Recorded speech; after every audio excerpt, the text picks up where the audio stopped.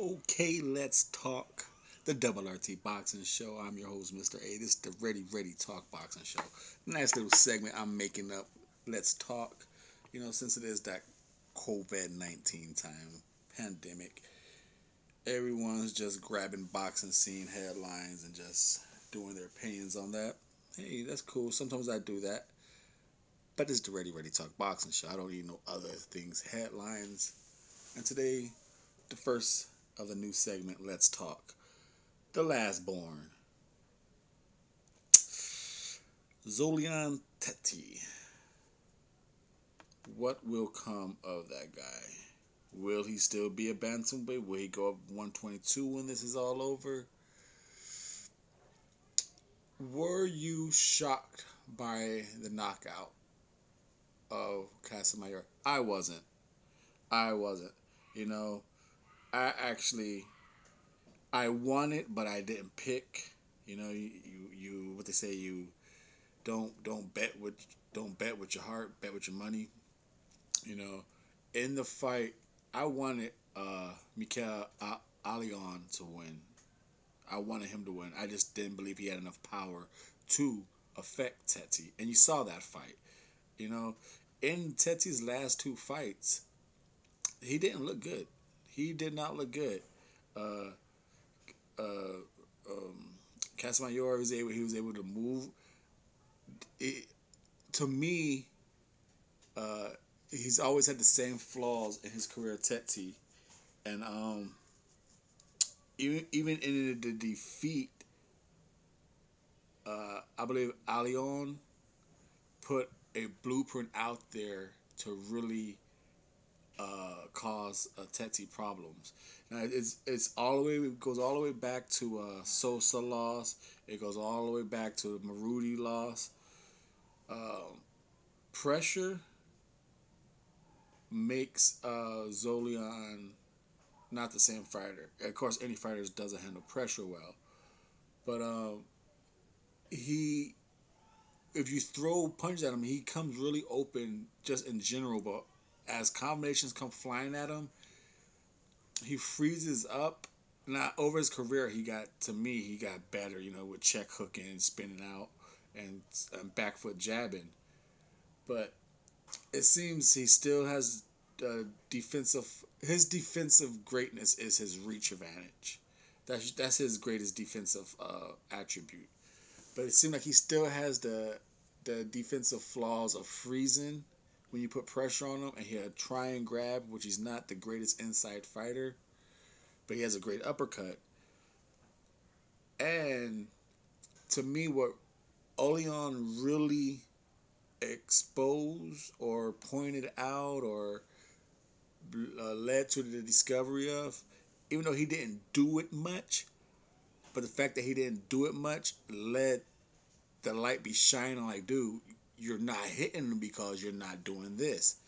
If you double jab yourself in on Zolani, he backs straight up and he leaves himself open to the right fucking hook all the time.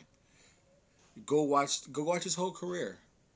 You jab him, he steps back and you miss him and he cracks your ass. But if you double jab him, you're in there all the time. All the time. Sosa was doing it. Maruti. Um, Watch the Alion fight. Um, he wasn't hitting Tete until he started doing some double jabs and he is swinging with that right hook and cracks him. Like that. That's why I'm not surprised that Casamayor knocked him out. He has more power than Mikael Oleon, and he was hitting him with the same shot. Same shot Oleon was hitting him all fight with. Casimir finally cracked him with it. And watch him. He sets him up beautiful. He sets him up. He fakes one little jab, gets the distance. He fakes it. He gets that distance, fakes with the fake jab. And then right after he fakes it, because he does a hard fake, fakes with his feet and a one jab. And then he comes with a double jab. And fucking Zolian does what he does when you double jab him. Steps back and he'll leave his head open. He always goes like this. Double jab him and boom. He double jabbed, left himself open, and here comes the hook. Mikael Oleon cracked him all fight with it. a fighter with more, with not just movement.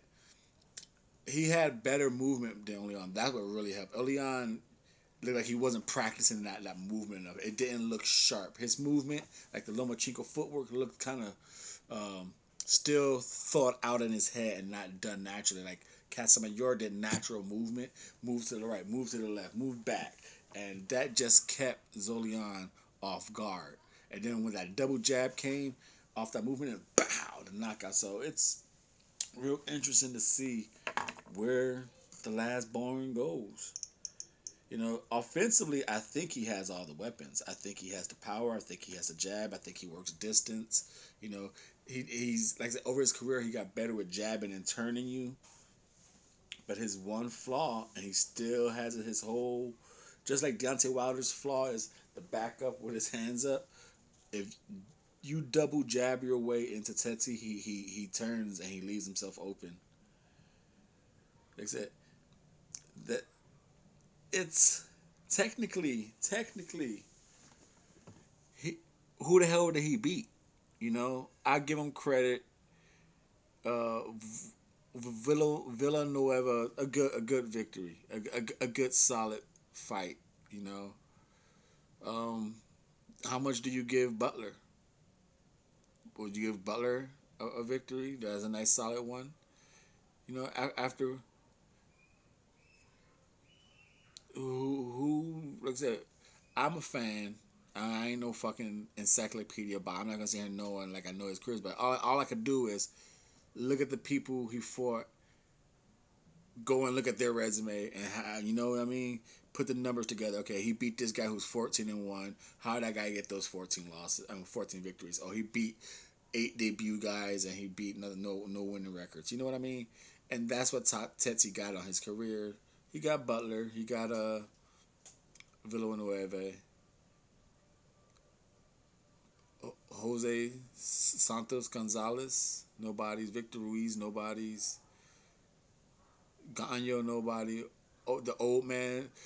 Technically, like I said, he went the distance with the veteran old man Omar Navarez. Went the distance with him. Went in there with a 4-0 Oleon. Went the distance. Everyone thought he was going to knock him out, and then he got knocked out by Casamayor. Casimiro. So John Rail Casimiro. It's interesting. He has so much buzz, so much hype.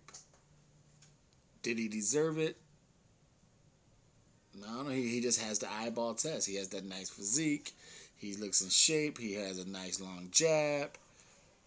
And he's a southpaw with a cracking left hand.